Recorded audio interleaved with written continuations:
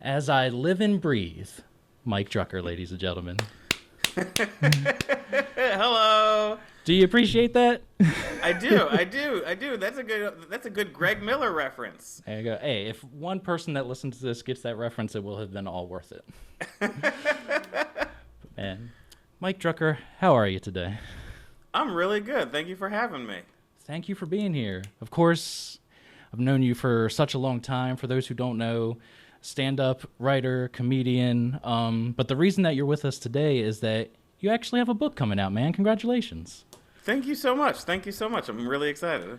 Yeah. So I guess my first question is you've been a comedy writer for so long. What was how did you decide that, you know what, I'm going to step my foot into writing a book? Well, during the 2023 Writers Guild of America strike, I couldn't write movies, I couldn't write TV shows, but I was allowed to write things that weren't related to those fields. So I talked to my agent and I was like, I really want to write a book. And I came up with a few ideas. One was like a Christmas idea and one was some sci-fi book. But the one I really landed on that I really liked and my reps really liked was this video game book, Good Game, No Rematch. And so we took it out and we pitched it and HarperCollins bought it. And now it's a book coming out April 1st. Awesome. That's so great to hear. And man, I got to tell you, so I was a little nervous during this interview. This is my first interview, by the way, like ever. I will say, like, the one thing that kind of like set my nerves at ease and like maybe it was like a sign that it'll be a good interview is that last night before bed I am watching an episode of the Dick Van Dyke Show with my six-year-old son because he will not go to bed unless he watches an episode of the Dick Van Dyke Show. That's how you know he's mine. And and it was completely, random. The episode we picked on was an episode where Rob is jealous that his friend wrote a book before him, so he decides to write a book. So here I am about to go to bed the night before this interview, and I'm watching an episode about a comedy writer on a late night variety show struggling to write a novel. And I'm like, here we are. I love it. Man, but like as you said, this book is about, your life, comedy, video games. So I guess I want to start back at the beginning and ask you, when you're a child, what are the games that get you into that medium? Like what are the the key ones? Yeah. I mean, when I was a kid, we got the Nintendo Entertainment System when I was 3 or 4. My sister got it for her birthday, and those games like the Duck Hunt, Super Mario Brothers, Mega Man, when those started to come around, those games were like really the foundation of not just my love of video games, but like my childhood. Like those were the big deals to me. Like I still love, going to Disney World and everything because I grew up in Florida, but like video games were really like the center of my childhood. Oh gosh, you must be super excited for Universal opening that Super Nintendo World coming up soon. Oh, you know it. I went to the one in LA by myself, and it was the best day of my life. Man, no, I'm so excited with like the idea that they're using to use that wristwatch and you can go around and trigger different things, and it's great to see that like type of like innovation. It would have been a lot easier to just like slap Mario on a roller coaster, do this, do that, but like it seems like you're completely transported into like a different world, which is awesome. So since we're talking about your a young Mike Drucker getting into video games, I kind of wanted to pull up a picture from your Twitter that, because again, I've been following you for a long time, and when I think of when I think of a young Mike Drucker, I think of this picture that I favorited a long time ago, and let me just pull it up real quick.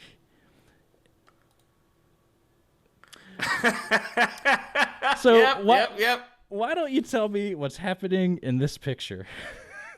So I was like a very like weird, sad, emotional kid, and I can tell you where this was. This was in Chicago. We were visiting my mom's family, and that's my mom right there. My mom who hates being in photographs, and so if you are taking a photo of her and she is not expecting it, she will look at it like like a ghost in a movie that's not supposed to be in the photo. Like, it's just like Absolutely. so mad. And that's me as a child about to shoot a ton of ketchup on myself. Like a cartoon character would. Like a cartoon would shake ketchup and then spray it all over their body. That is about to happen. Fantastic. And then while I was looking for that one, I did come across again your mother. Your shout out to your mother, man, because your Mother's Day posts are fantastic. This other one that I found. To the woman who knew early on things were not gonna go well for me.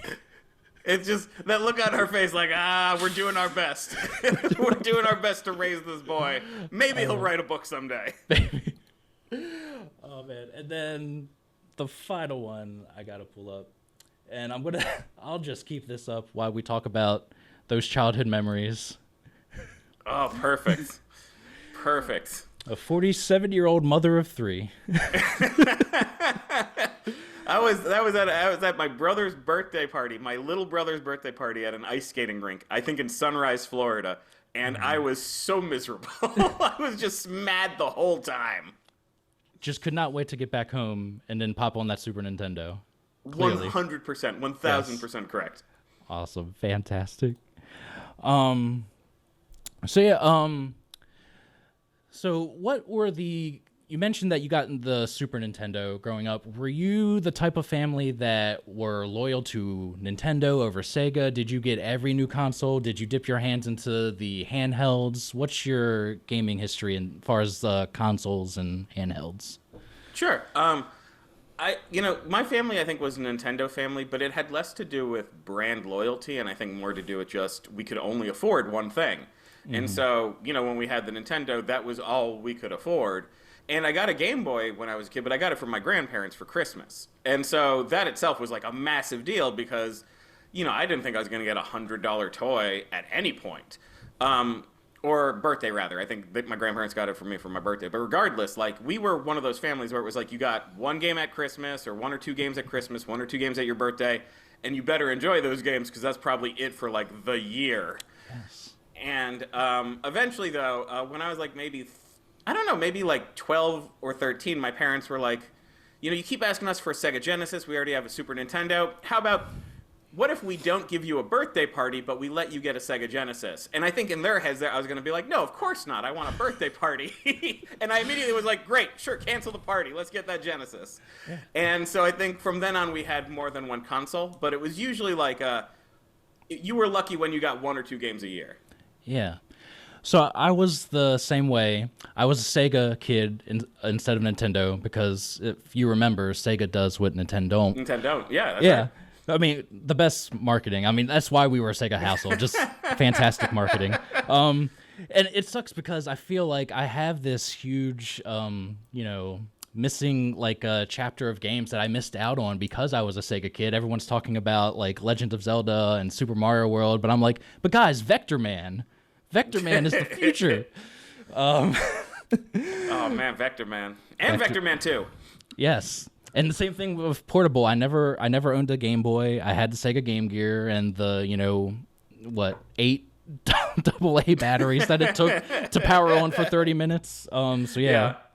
That's part of my childhood. I guess so. My next question would be: you have this love of video games as a kid. Do you also have that same love for comedy in the same way that you'll cite references for old games that you love?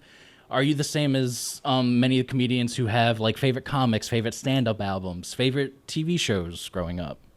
Absolutely.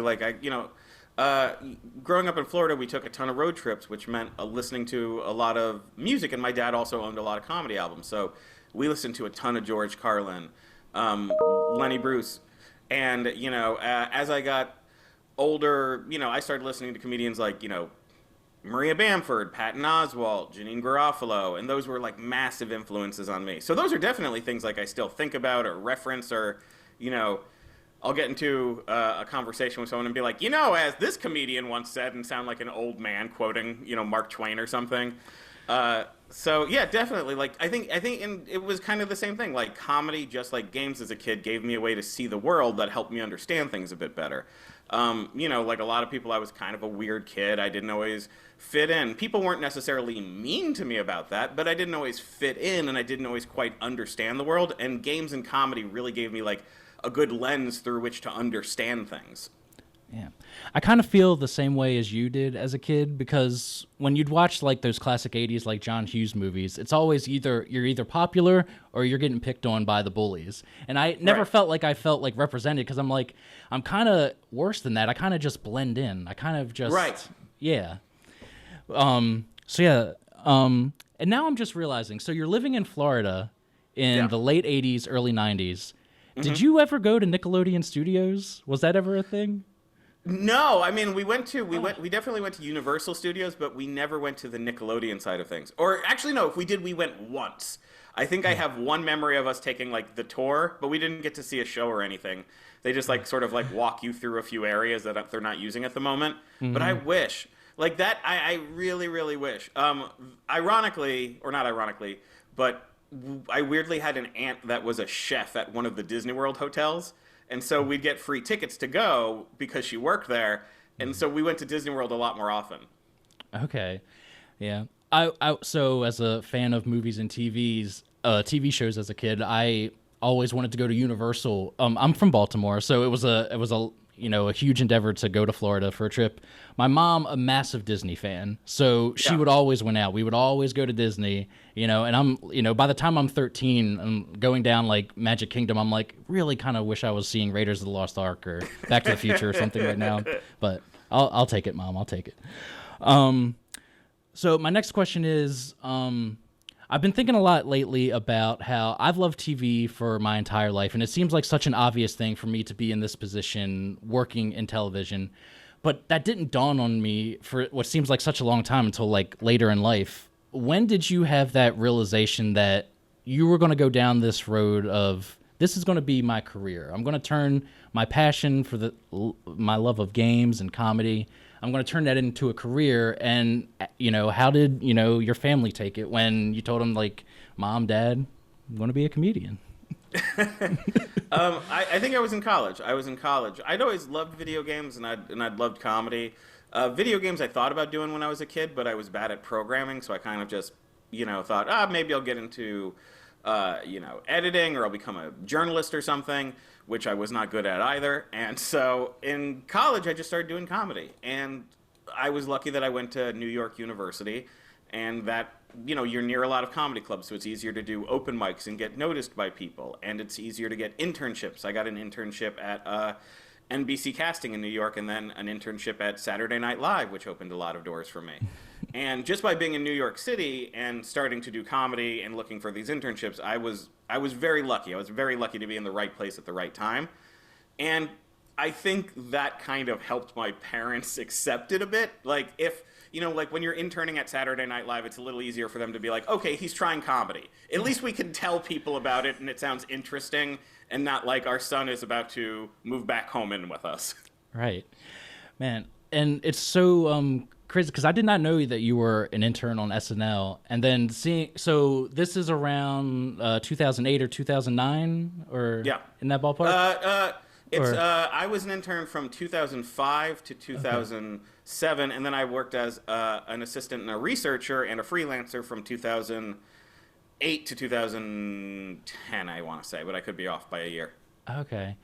Yeah, so I graduated from college in 2010, and I applied, of course, to be an NBC page because, the history of SNL and everything that happens at 30 Rock. Yeah. And of course I didn't get it, but it's funny. I can still remember something that I kicked myself over to this day is I was trying to be personable in my cover letter, and I was just like, I want them to know that I'm in deep with, the industry and the shows or whatever. So I think I ended up writing something at the time where I was just like, you know what? I really think you guys, network president Jeff Zucker, I think he's doing a fantastic job. I think he's one of the best network presidents you've ever had. And I was just basing that off of my love of the shows that were on the air. And obviously that's not that's from like a programming executive level, not from the president of NBC. So to find out later that, he didn't last as long, and if someone actually did read my cover letter, they must have been just laughing considering the timing. You know what I mean? Yeah. Well, I mean, if it makes you feel better, I applied to be an NBC page, and I got to the second interview, and then in the second interview, when it's in person, it's a group interview, and everyone but me had like a musical instrument, and I was like, this is not a job I'm gonna get. I am not prepared as these guys are. Oh my gosh. And that time that you're at SNL is also, I gotta say, that's actually my favorite era of SNL, because I do fall into that stereotype. I believe Steve Higgins say it, where everyone's favorite cast is the cast that they had in college. Yeah. So for me, that Seth Meyers era of '06 to like 2013, like that's my SNL. Like years from now, when I'm like showing my son old episodes, I'm like, can you believe this cast? Sandberg and Armisen and Hader and Sudeikis and Wig and Poehler. It's insane. It was so cool being there for that. It was so cool being there for that. And I even mentioned in the book, like, I got to set up, like, a Nintendo Wii for them. And it was very bizarre showing, like, Saturday Night Live cast members how to play, like, Wii Sports. It was a very weird time to be there, but it was so fun. Oh, man. So do you go from working on SNL to working on Fallon on late night? I go from working on SNL as after I finish school, I got a job as an assistant researcher, and then I actually went to Nintendo of America and worked in the Treehouse, which is the localization department, or some people might call translation department of the company, and I got to work on video games for Nintendo for a couple of years. Oh my gosh, I always associate Treehouse with like the streams that they do after E3, because that's what they also call it, the Nintendo Treehouse, right? It's an extension of that department. Like the Treehouse, it started as their localization department and kind of over time became like this big, like sort of like, not marketing, but you know, it's the people at the company who kind of know the most about the games as they're being made, because they're localizing it. They're working with the producers, they're working with the box art people and the, you know, the marketing team, and it sort of expanded into them also being the one who help with presentations because they're the ones who are also working on them. Okay. Man, you mentioned localization, and I have to say, my favorite joke about localization was watching an episode of Monday Night Raw. Still the best sign that I've ever seen. In the middle of like this dramatic speech, I look in the background, localized Mother 3. And I just die laughing. And my fiance, who's just a huge wrestling fan, doesn't know anything about video games. It's like, what is so funny? I'm like, you don't understand. That sign is fire, okay? Yeah. And that was like a decade ago, and here we are still waiting, so who knows? There's good fan translations out there, but I cannot recommend how to find them. So bringing it back to the beginning, how I introduced you, Up at Noon, IGN. Take me back to, I want to say this is 2012, 2013. And so are you leaving late night to go to IGN, or are you splitting time, or how's that work? So I was at Nintendo for a couple years, and towards the end of my run, IGN started asking me if I wanted to just become a full-time comedy writer for them. They had received a big source of funding from YouTube to kind of create new, interesting content. They wanted to create like comedy videos, they wanted to create sketches and other series, and a late night show with, you know, starring Greg Miller, who we both know.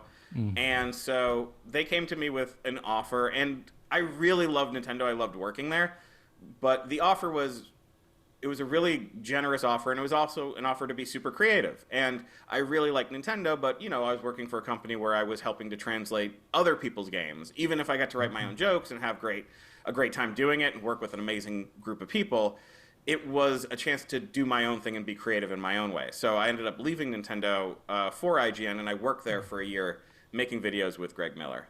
Okay. Man, I do want to talk more about IGN, but I did forget. Back to Nintendo, I did not realize that you had a voice in Kid Icarus Uprising.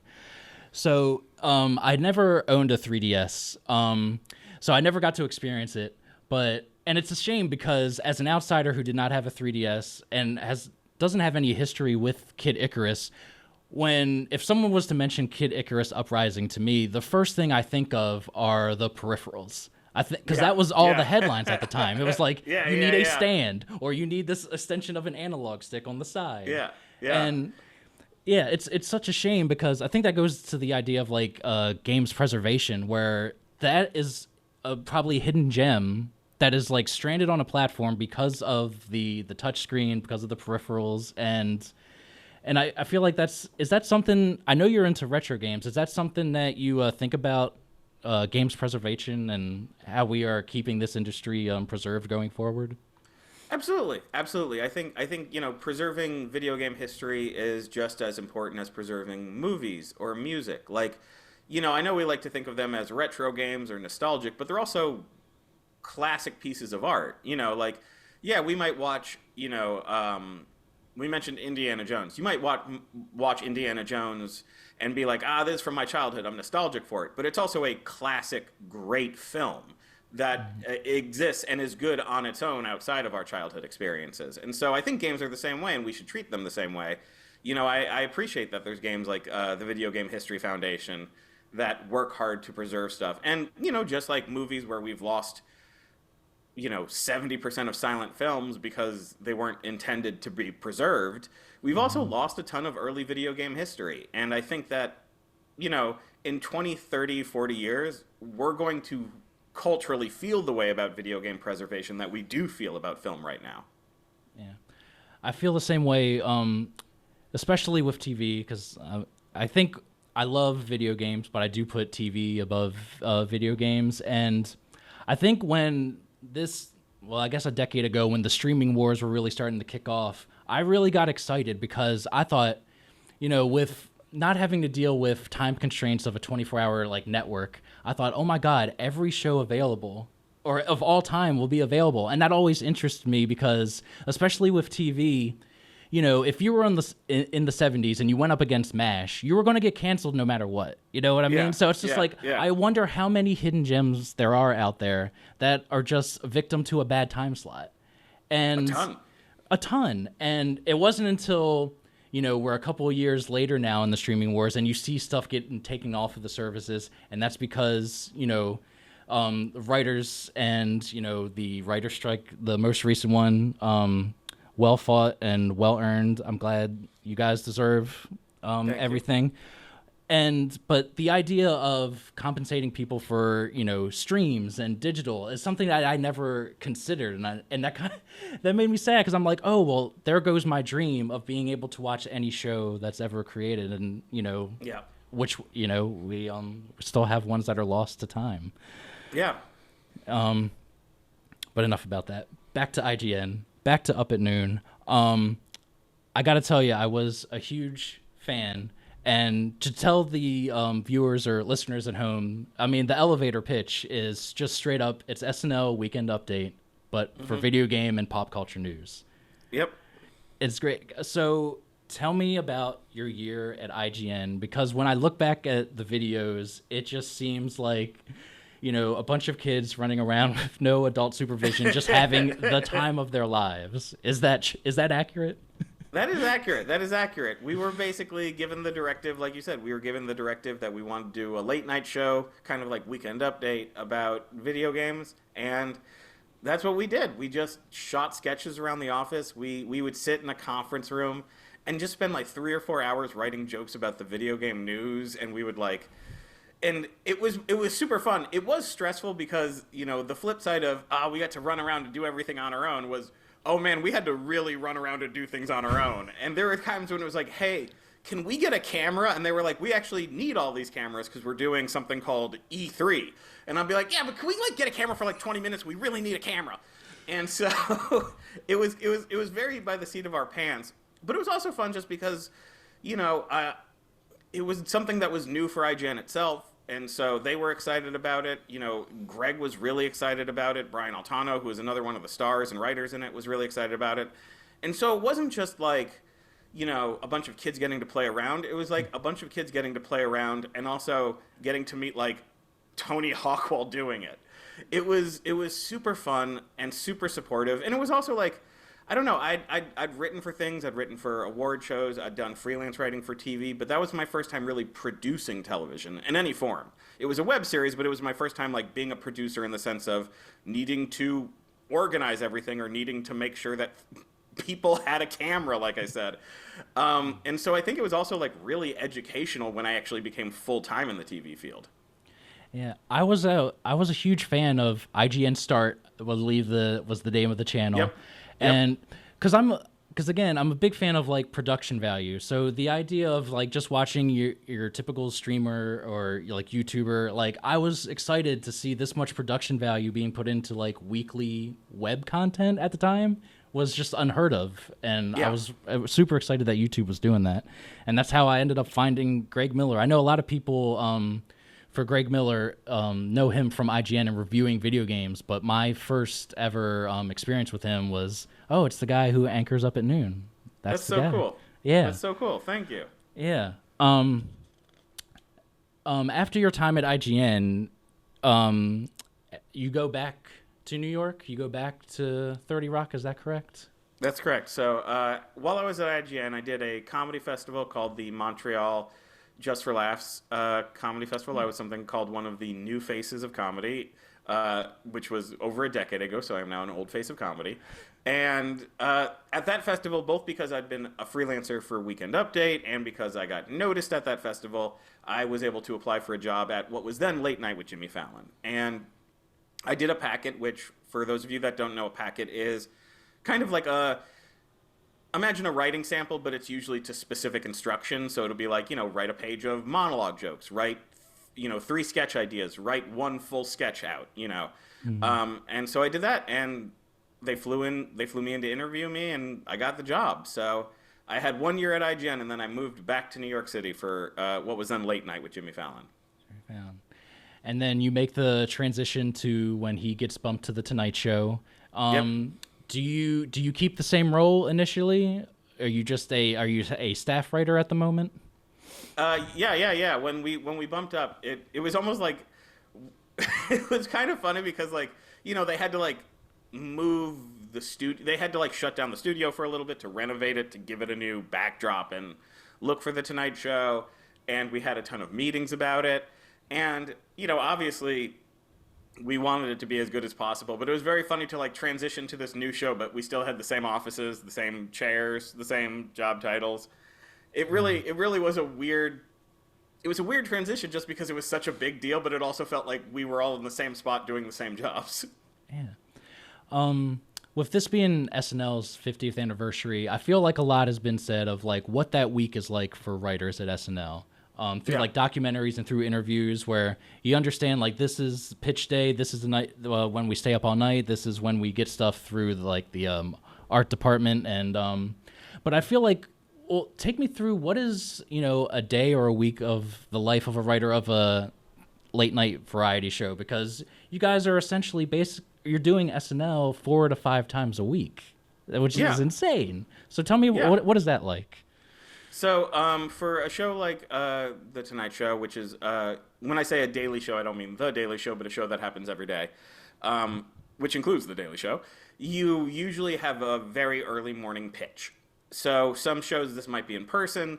With a lot of shows since COVID, it's actually more like an email-type pitch situation, and then you get feedback, even if it's in office.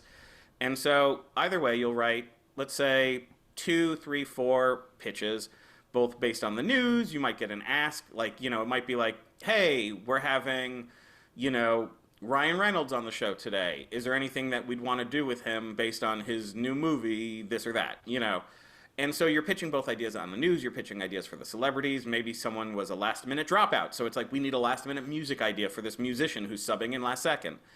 And so you send these pitches in. You get feedback on them. Sometimes you might need more pitches. Sometimes you might get a lot of approvals, but you might need to really expand on it. So, the first few hours of the day you're pitching. The second few hours of the day you're kind of iterating on those pitches. The host will look at those at some point in the middle of the day, give feedback, and then there's more iterating. And then you start doing rehearsals. You start blocking stuff in front of the camera. And by the time that's all done, it's usually time to shoot the show at about 5 p.m. So it's really just rushing from thing to thing to thing to thing. And, everyone's grabbing everyone. I mean, it's really no different than the news where everyone has 8 jobs they have to do at once, and everyone's job at that moment is the most important job in the world. And everyone's kind of no, I've literally been yanked away by someone who's we need to put a wig on him. It's very show busy, but it is very busy. Did they think you were someone else? No, because I'm bald, I'm very easy to put in sketches. Because here's the thing: is hair and makeup people hate me because my head shines like 1,000 suns. But they love me when they have to put a wig on me because they just have to like slop some glue on and toss it on top. Was that something that you were comfortable with going from Up at Noon and now to Night? Are you comfortable? Were you comfortable from the get-go being in front of the camera, being from behind the scenes as a writer and then going in front of the camera? It does help that they pay you. It does help that they pay you when you're on camera. It does help that, like, when they're like, if you go on camera and act like an idiot, you're going to get an extra $600 in 2 weeks. I'd be like, yeah, great, do it. No, I'm comfortable with it. It's fun. I mean, I think when you're a comedian and a comedy writer, you know that, like, me on camera doing a bit on The Tonight Show is different than me on camera doing an interview with you. Like, they're sort of like a different person when it's a person. When, like, I'm in a Tonight Show bit where there's a marker writing all over my face, I'm not actually being humiliated. I'm, like, playing a character who's being humiliated. Mm-hmm. So, I'm not a great actor, but I do sort of understand and know how to use that fourth wall feeling of, like, I know that this is all fake. Okay.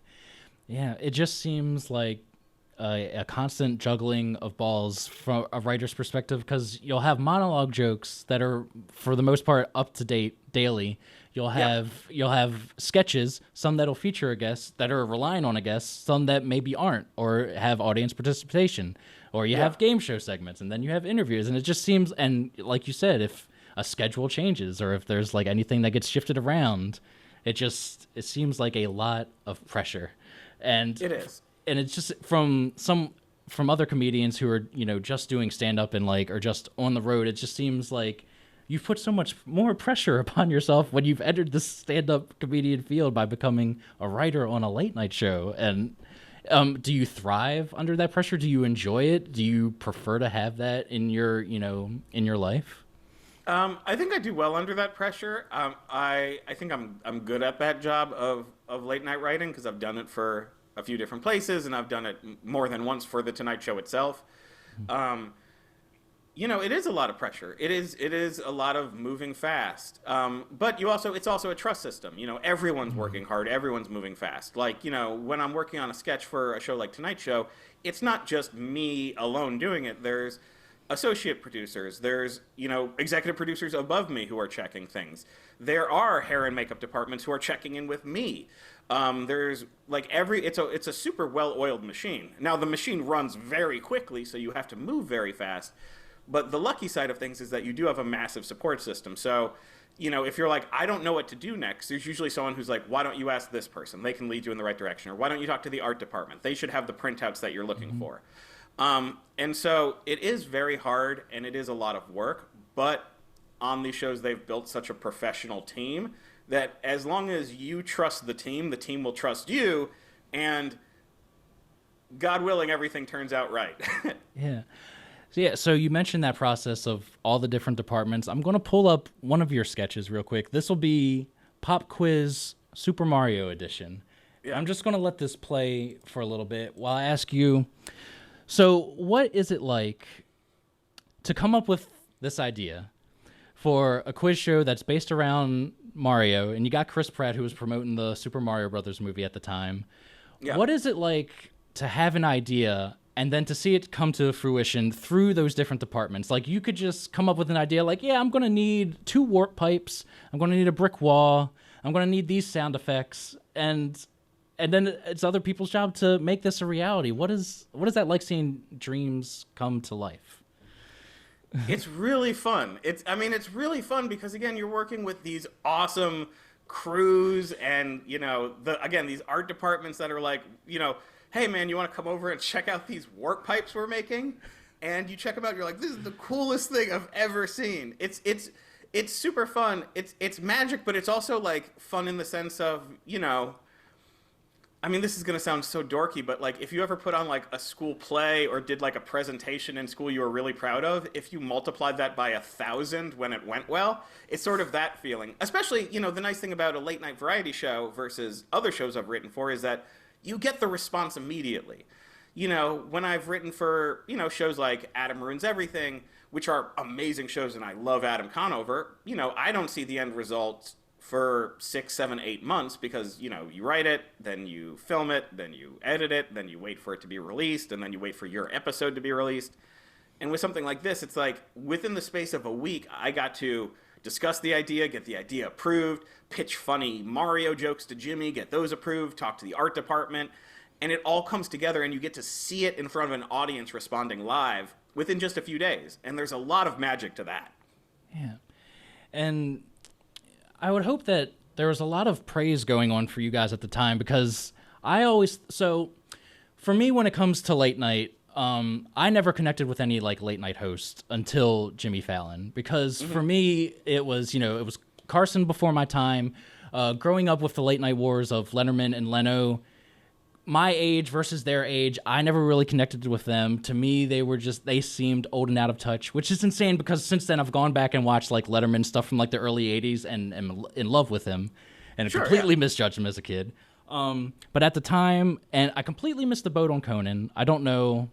Maybe I just wasn't staying up late enough to watch the right things at that age. But but then when Fallon came along, and again, it felt like SNL 4 or 5 times in a week, I was like, this is great. But then not only that, but to see the push to like a younger audience, like you said, you guys are playing video. You're having Reggie Fils-Aimé come on and like demo the Wii U on like a late night show that's going out to like millions of people. It's just like unheard of. Were you getting good feedback? Like, is this something like the network at the time was saying like, yo, this is like something new and like fresh, like keep going with this? Yeah. I mean, obviously the network feedback was a little above my head. So we'd usually really only hear when they were like, the network loves it. We were rarely told if the network had like intricate notes for us. But no, usually the network was pretty happy with that. Like they wanted us to be more digital. Like Jimmy was one of the first hosts to really push for internet stuff, which seems quaint now, but when he got the show back in, I want to say he got it in 2008 or 2009, YouTube was only 3 or 4 years old. It was kind of new for television shows to really push having a lot of content on YouTube. And so he really was a big part of that push to an extent that I think some people actually forget how much stuff that he innovated in terms of the digital space with traditional late night shows. And I think the network really appreciated that. I think that's why they eventually gave him The Tonight Show. Although, again, I was not privy to any of those conversations, so this is all me assuming. Yes. No, hosting The Tonight Show is definitely a hot-button issue that I don't want to get you in trouble. It has had a storied history. I would be terrible at it. We don't want to do that. Yeah, no, I'm out. I do not want to do it, and that is all I can say about it. But no, I think they were very supportive of that. And, they're very excited by the fact that Jimmy likes video games. Jimmy knows the internet. Jimmy knows pop culture really well. And so I think there's also a reality to it. Jimmy actually does enjoy video games. Jimmy enjoys playing video games. He definitely enjoys competing with people. Like, he is very competitive in those games on the show. And so I think it comes through when he talks about stuff like that, which also makes him a great conduit for talking to younger audiences. Okay. Man, okay, so I'm going to take a break from talking about your career in late night, and this is where I'm going to surprise you with a twist in this interview, where we have actually met before. Where did we meet? 2016, San Francisco, Kinda Funny Live 2.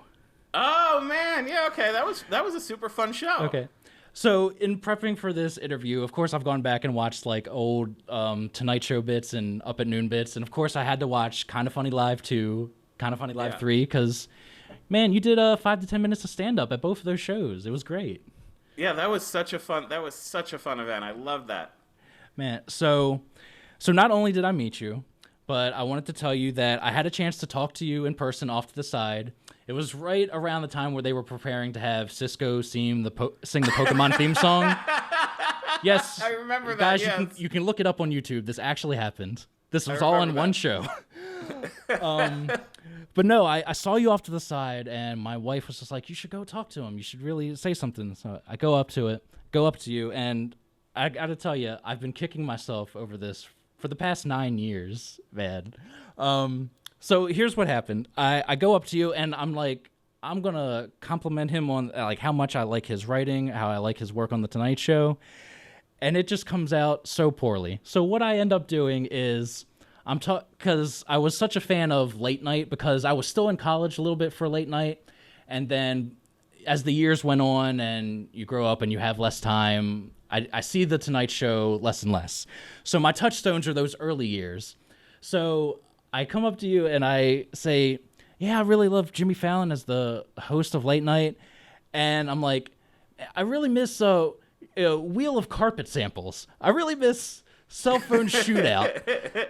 And it's not until after the fact that I realized in researching this, you were not working at the Tonight Show when those ideas were first came to be. So I'm not even complimenting you on sketch ideas or segments that you have any part of. But not only that, but like the way I did it was just like, oh, that show you work on, I like the way it used to be. Like I can't believe it came out like that. And I have been punishing myself over that for the past 9 years, and I apologize. There's no need to apologize. Late night shows, and this includes SNL and every show. The Higgins explanation is right, but another way to think about it is late night shows are a lot like sports teams, where when you find out someone like a professional on the team, you're like, man, I love your sports team. Let me tell you what I think you need to do to make it better. Like, and people come at it from a place of love. Like, they're not like, I hate you. They're like, oh man, I've been a fan of your team since I was a kid. You guys need to get a new pitcher. Like, it's almost like that. Yes. It came from a place of love. You're right. Of love, yeah. Yes. So at the time, we've talked about like a lot of different jobs you've had, SNL, Tonight Show, IGN.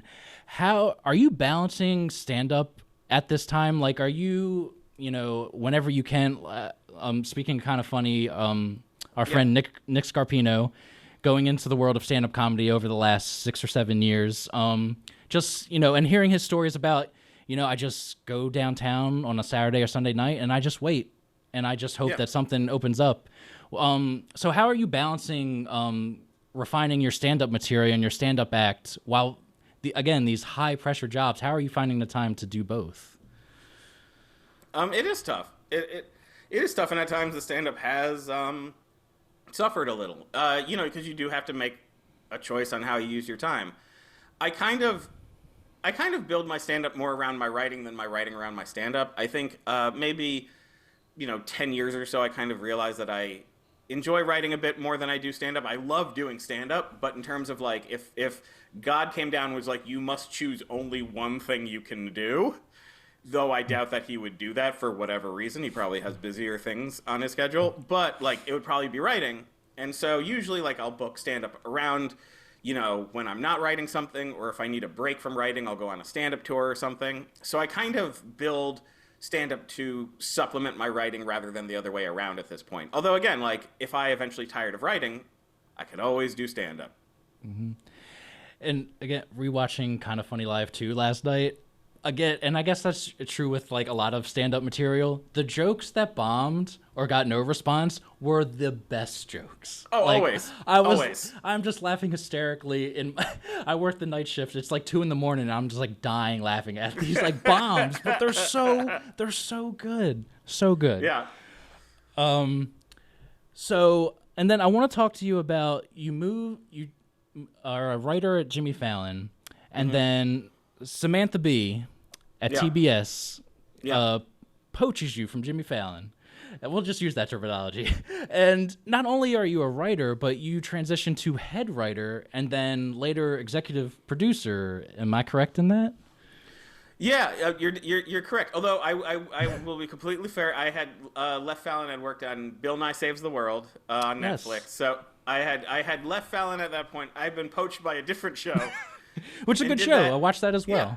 Thank you. Did that for a couple seasons. And then Sam B. So I moved to Los Angeles. I left New York, moved to Los Angeles, did that job, and then did 1 or 2 other gigs. And then Samantha Bee reached out to me and brought me back to New York. So I moved back to New York and became a writer on her show, and eventually, became a co-head writer and executive producer with another writer named Kristen Bartlett. Mike, your career has already been stressing me out in this interview. And so tell me, going to become head writer and executive producer, what are those like added responsibilities? What is that like?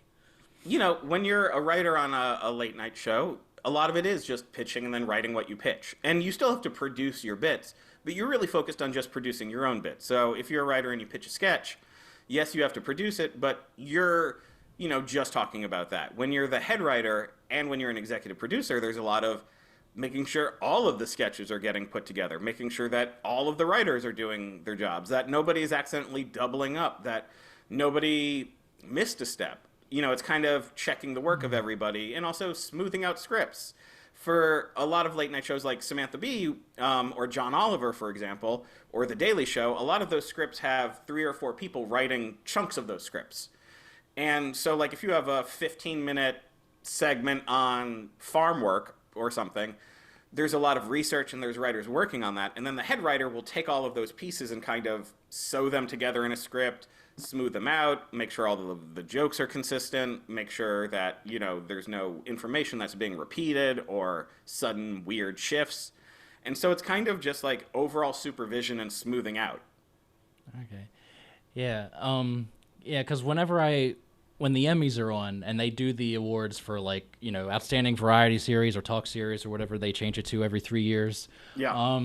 Yeah, it's always the amount of writers that are in that are listed and then are on stage. It's like you really get a good visual of like how many people it takes to write what a lot of people think is just one person's singular view. And like, oh man, no, yeah. It takes a lot of work. It takes a lot of work and it takes a lot of staff and it takes a lot of crew.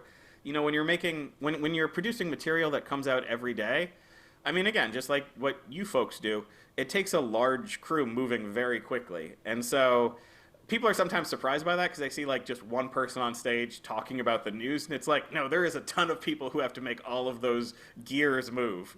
Yeah.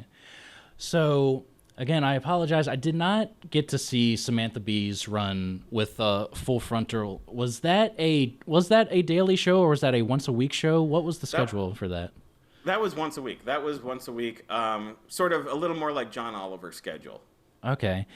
Yeah, so I guess we can talk about where late night is at that time because before when it was just, the late night shows on NBC or CBS, but then again, the pitch for Up at Noon, SNL Weekend Update, but this, and you have all these shows like The Daily Show, like John Oliver, like Hassan Minhaj, where it is taking that format and just tweaking it and extending it. But with that, the market is so flooded in a way where it seemed like so many people at that time, especially with Netflix jumping on board with more live or more regular programming instead of binge programming. Samantha Bee's program unfortunately fell by the wayside for me, and I didn't get to see it. What are those pressures like, especially when you're a head writer and executive producer?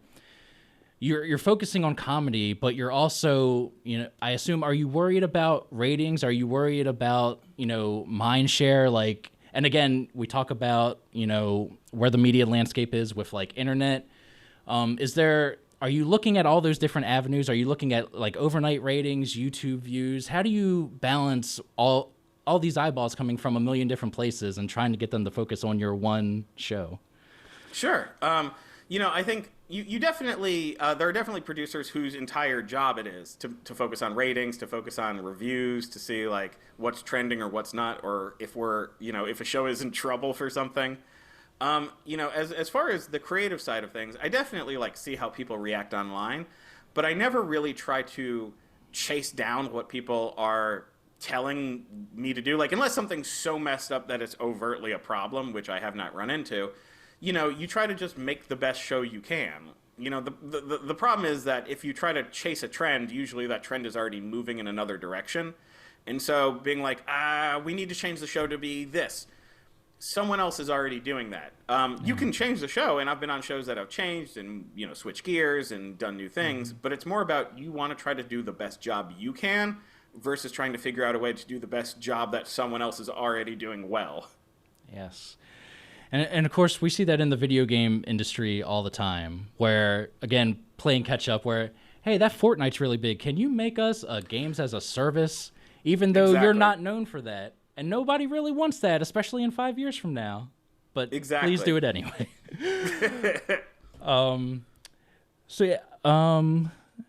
Check my notes. Oh, So one thing I want to talk about, even though I didn't get a chance to watch Samantha Bee's show, I did quickly want to touch upon TBS at that time, because again, I grew up watching like TBS, Saved by the Bell reruns like every single morning. That's how I'd start my day. Shout out to Turner Time. If you know, you know. But TBS with original programming, especially in like the mid 2010s to late, I thought they were really turning a corner when I looked at the Detour, the Guest Book. Gosh, I'm gonna miss a couple off the top of my head. But were you as a writer, were you also privy to a sense of like a change of the guard at TBS at the time? Was it fun from your perspective? Were you able to dip your toes in any of those other projects working at TBS? I didn't get a chance to dip my toe into other projects, but I will say TBS was super supportive. They were super nice about the show. They were great about finding, like, if we, needed a solution to a problem to make sure we could like get the show on time. They always helped us find a solution. They were hands-on in kind of the best way, in that they were supportive and wanted to help. So their hands were on in the sense of, let us know what we can do to make this better. They were super supportive. It was just, one of those things where the winds of business changed a bit, and a lot of TBS original programming started to maybe make less sense for the company. No, I mean, that's true. I mean, we've seen like a lot of, linear networks, that had, themes or programming blocks kind of just, fall by the wayside, and you'll turn on something and it'll be like a 10-hour marathon of one show. And it's like, it's kind of a bummer. Like I miss what TV used to be when it was like hour-long blocks, one episode or maybe two, but no more than two. And now it's like, just put on something for 12 hours. The people will eat it up. Right. Yeah.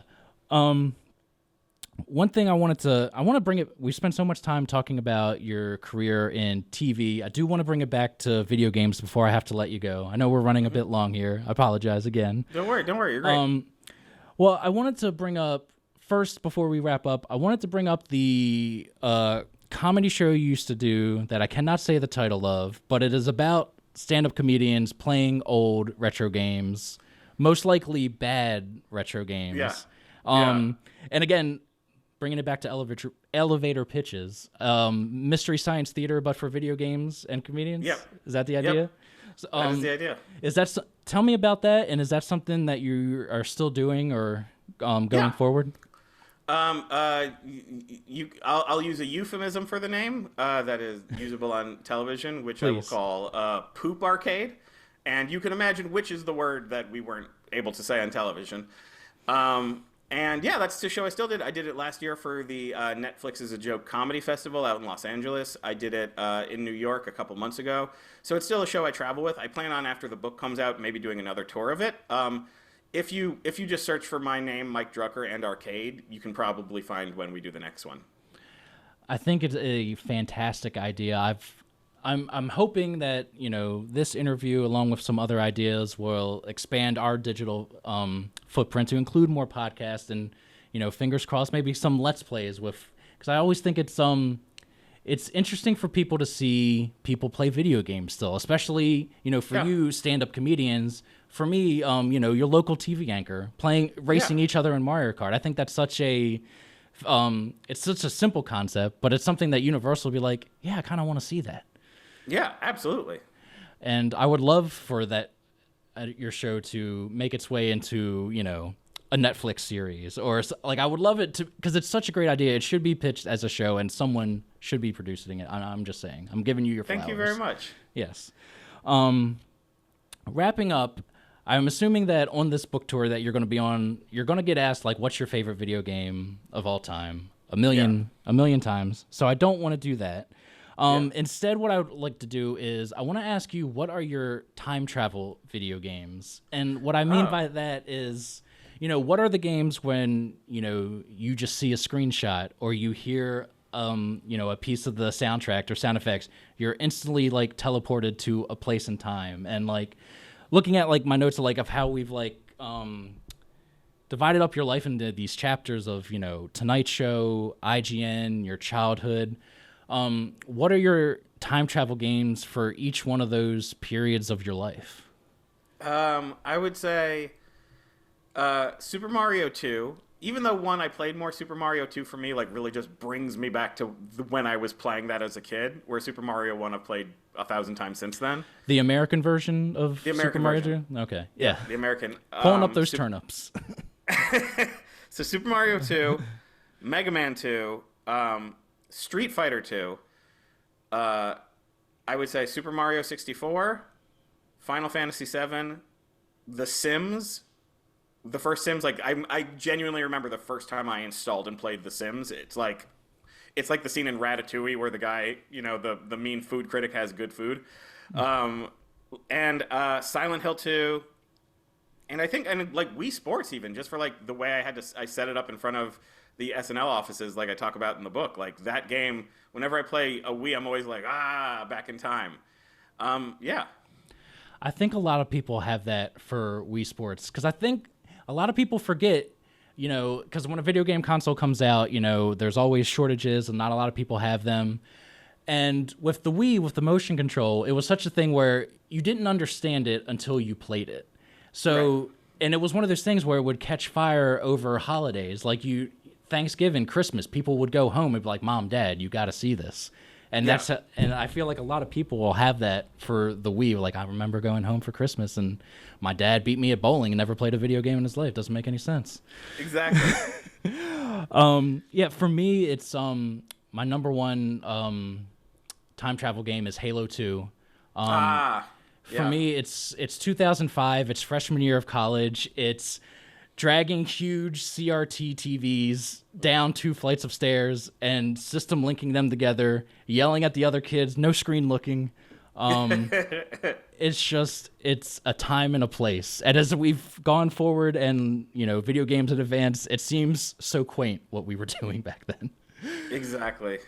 But you know what? Real quick, what is your favorite video game of all time? I have to ask. Favorite video game of all time would probably I'd say Street Fighter 2 just because of how much I've played it, but also Planescape Torment because it's just my favorite role-playing game of all time. Okay. So for me, I have like 2 answers to that question. If you're asking me what is the video game I've sunk the most hours into and had the most fun with, it is Mario Superstar Baseball for the GameCube. Awesome. I love that. It's one of those things where that game is now 20 plus years old. And whenever I go home to Baltimore and see my friend from high school, we still boot up the old purple lunchbox and put on Super Mario Superstar Baseball. And we'll have that moment where like, do you think in the entire world of 8 billion people, we are the only people still playing this game? We gotta be, right? You gotta be. You have to be. Right. And then for my favorite game of all time, for the longest time, I would say Portal 2. Yeah, good choice. Because I just think it is a perfect game. Like, it's a game where you can't break it, and everything is just firing on all cylinders. It's smart, it's creative, it's funny. I think that's such a hard thing to do in video games, even to this day, with all the innovations we made. To get a laugh-out-loud video game is such a rarity. Yeah. But as of recent, I have tended to go towards Outer Wilds is now my favorite game of all time. Man, you talk about a soundtrack that just makes me like tear up every time I hear it. And again, the magic of video games. You know what I mean? Yeah. Man, so I'm trying to think if there's anything else I want to ask you before I let you go. But I think I'm going to leave it there because I appreciate your time. I can't believe I got a chance to talk to you at all, let alone as long as I did. Thank you for asking me. No, it's no problem. Again, people at the station need to stop saying yes to suggestions that I throw at them. It's wild. I don't know, understand what universe we're living in right now.